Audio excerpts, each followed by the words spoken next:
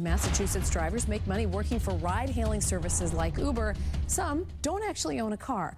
And as the I-Team's Ryan Kath discovered, many of those drivers rely on Uber's leasing affiliate that critics say is taking advantage of people. They put out there unlimited miles, no credit check, and it just sounds so simple.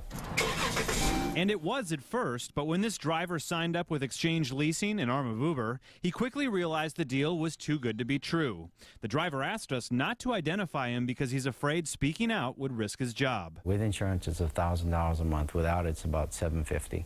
Here's an example of an offer from Exchange Leasing. You can drive a used 2016 Toyota Corolla for weekly payments of $161 for 3 years, totaling more than $25 grand plus taxes and fees.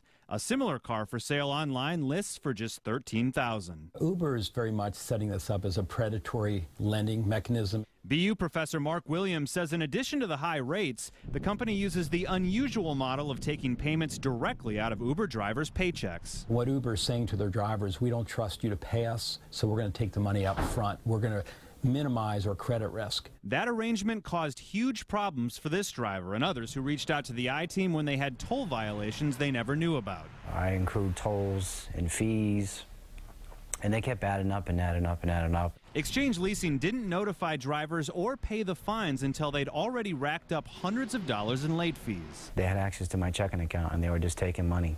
They took over $1,500. Exchange Leasing refused an on-camera interview, but the general manager told the I-Team a company hired to handle the tolls was fired, and drivers were eventually repaid.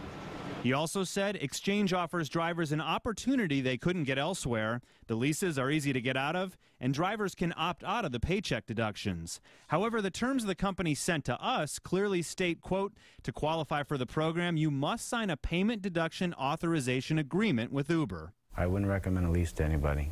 It's a nightmare.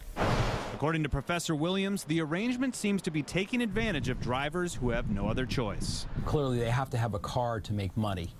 The car is more expensive than really what it's worth. The I-Team learned the Attorney General is also taking a closer look at complaints against Exchange Leasing, and they're encouraging other drivers who are having problems to reach out to their office. For the I-Team, Ryan Kath, WBZ News. Well,